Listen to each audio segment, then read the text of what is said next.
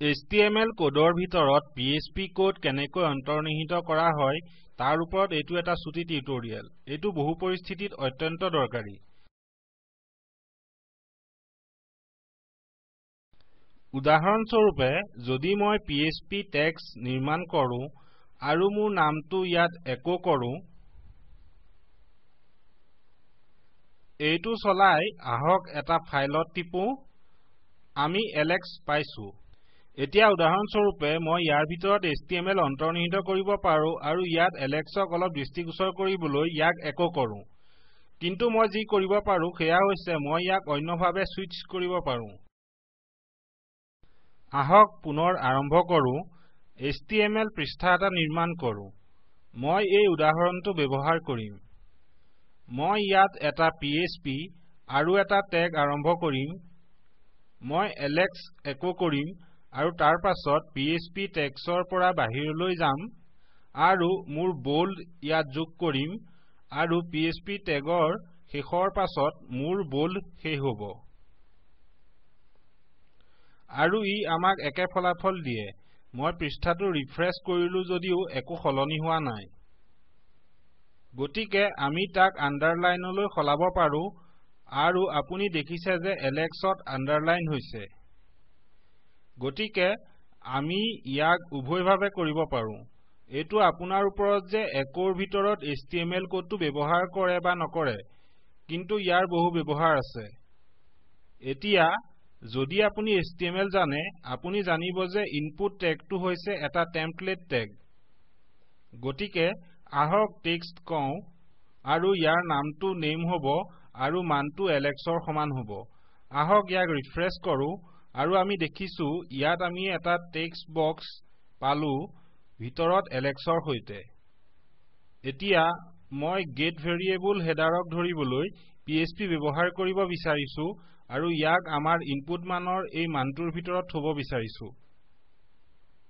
এতিয়া ই প্ৰকৃততে দৰকাৰী হয় কিছু ক্ষেত্ৰত, যেনে ফৰ্ম অন্তৰ্ভুক্তি আৰু ভুল পৰীক্ষা, য'ত আপুনি পোষ্টেড ভেৰিয়েবল সমূহ প্ৰত্যেক টেক্সট বক্সৰ মানৰ ভিতৰত থকাটো বিচাৰে। যদি আপুনি ইতিমধ্যে গেট টিউটোৰিয়েলটো চোৱা নাই, আপুনি সেইটো দৰ্শন কৰাটো নিশ্চিত কৰক। এতিয়া ইয়াক কিছু শাৰী তললৈ নিয়ক। নিশ্চিতভাৱে আমি এই কোডটো এতিয়াও সফলভাৱে চলাম কাৰণ ই একেধৰণৰ শাৰীৰ ভিত্তিত কাম কৰে। গতিকে ইয়াত এইটো সম্পূৰ্ণভাৱে একে হয় তাৰ দৰে। আপুনি মাত্ৰ ইয়াক কিছু তললৈ নমাব লাগিব আৰু মই ইয়াত PHP টেক্সট নিৰ্মাণ কৰিম। এইটো দেখিবলৈ এটা আমোদজনক বাদামী ৰঙৰ লাগিব কাৰণ আমি PHP হাইলাইটিঙত কাম কৰি আছো আৰু ই এনে ধৰণৰ হাইলাইটিঙক প্ৰকৃততে চিহ্নিত কৰা নাই। ঠিক আছে, মই মাত্ৰ এলেক্স একো কৰিম। যিহেতু ই এটা একক শাৰীৰ ভিত্তিত কাম কৰে, এই সকলোখিনি এটা একক শাৰীত দিয়ে। গতিকে এতিয়া মই ইয়াক তাৰ ভিতৰত অন্তৰ্নিহিত কৰিলো আৰু আপোনাৰ অন্তৰ্নিহিতকৰণ সম্পূৰ্ণ হ'ল। ৰিফ্ৰেছ কৰি আমি এলেক্সৰ মানটো পাওঁ। আমি এতিয়া এটা HTML মানৰ ভিতৰত থকা PHP একো কৰিছো।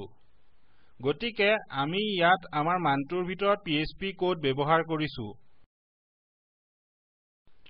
মই $_getক বৰ্ণনা কৰিম। একক ঊৰ্ধ্বকমাৰ ব্যৱহাৰক মনত ৰাখিব। মই নেম কম আৰু তাৰ পাছত ৰিফ্ৰেছ।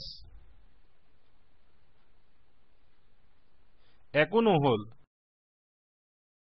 গতিকে নেম ইকুৱেলছ এলেক্স লিখক যি আমাক তাৰ ভিতৰত এলেক্স দিয়ে। নেম ইকুৱেলছ কাইল লিখক, ই আমাক তাৰ ভিতৰত কাইল দিয়ে। মূলতঃ আপুনি তাৰ ভিতৰত যি বিচাৰে সেই PHP কোড অন্তৰ্নিহিত কৰিব পাৰে। একো PHP ইনফো কৈ চেষ্টা কৰক আৰু আপুনি এটা অতি মনোৰঞ্জক ফলাফল পাব।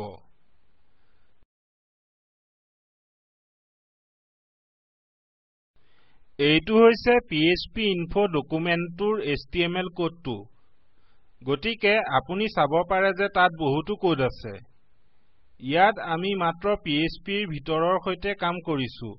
আপুনি চিন্তা কৰিবলগীয়া একমাত্ৰ বিষয়টো হৈছে আপোনাৰ একক আৰু দ্বৈত ঊৰ্ধ্বকমাৰ সৈতে সাৱধান হোৱাটো। গতিকে এইটোৱে হৈছে HTML কোডৰ ভিতৰত PHP কোড অন্তৰ্নিহিত কৰাৰ মৌলিক টিউটোৰিয়েল।